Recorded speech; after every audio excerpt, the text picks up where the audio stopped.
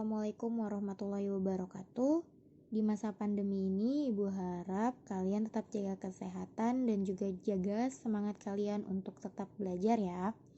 Nah, untuk kelas 7, di pertemuan pertama di semester ini, kalian akan mempelajari tentang puisi rakyat. Apa sih Bu yang dimaksud dengan puisi rakyat? Nah, puisi rakyat itu disebut juga dengan puisi lama.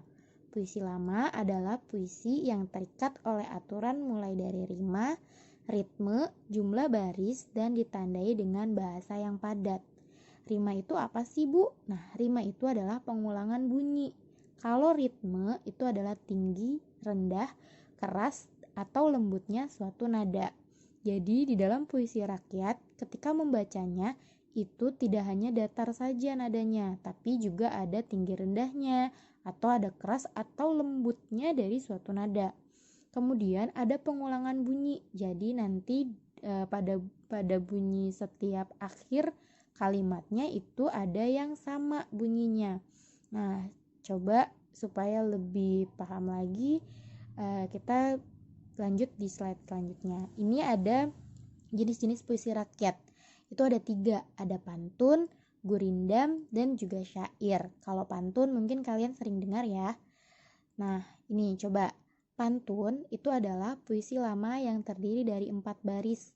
Nah, ini lihat ada 4 baris ya. Ini ada 1 baris ke-1, baris kedua, baris ketiga, dan baris keempat. Itu yang dimaksud dengan ada 4 baris.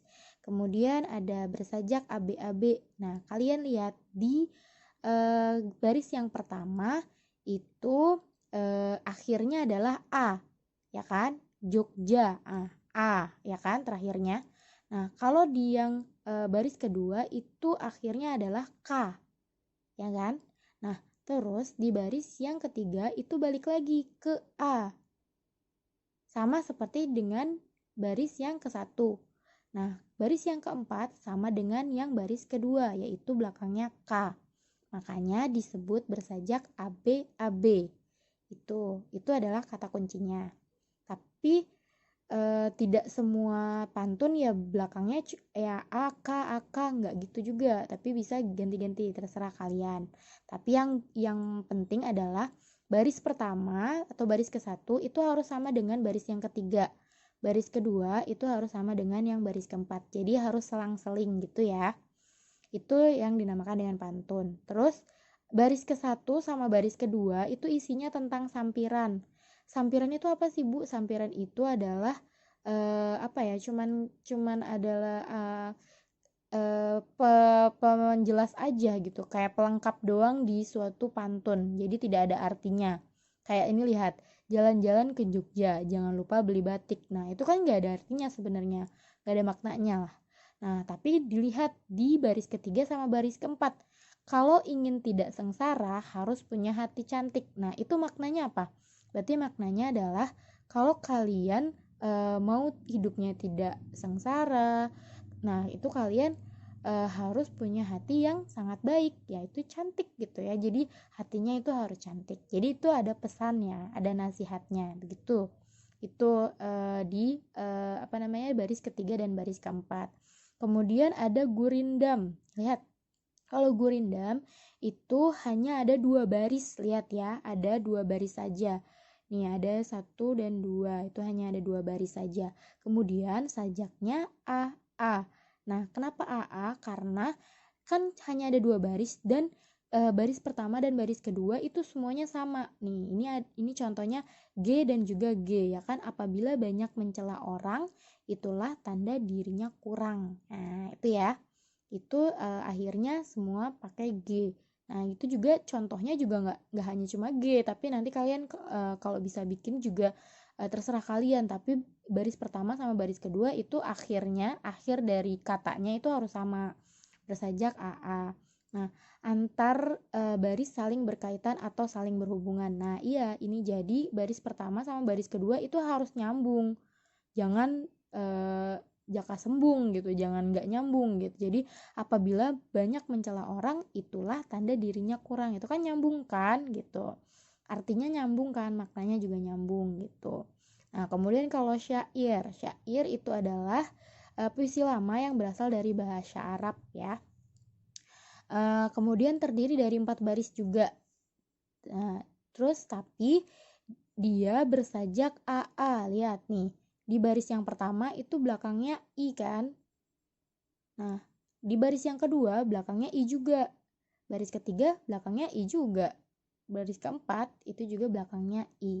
Makanya kata kuncinya bersajak A. Karena dari baris ke-1 sampai baris keempat itu sama belakangnya ya.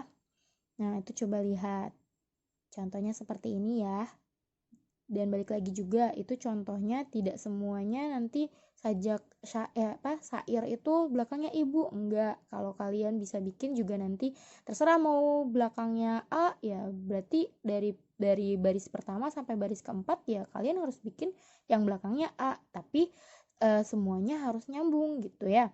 Dan syair itu isinya tentang nasihat. Coba kalian lihat, manusia turun ke bumi untuk diuji, untuk menjadi manusia sejati. Muliakan hati untuk mendapat derajat tertinggi, menjadi kekasih yang dikasihi dan diberkati. Itu maksudnya apa coba?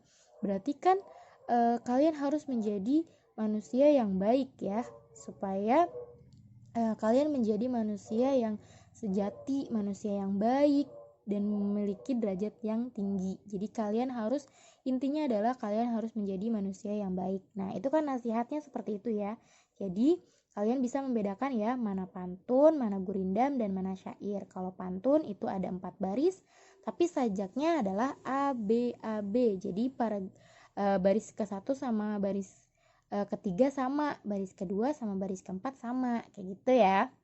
Nah, oke, Ibu harap. Nah, Ibu harap kalian sudah paham. Jadi nanti hal-hal yang pentingnya di setiap penjelasan Ibu tadi kalau bisa ditulis ya di buku tulis kalian supaya kalian bisa mudah memahami dan mempelajarinya. Akhirul kalam, wassalamualaikum warahmatullahi wabarakatuh.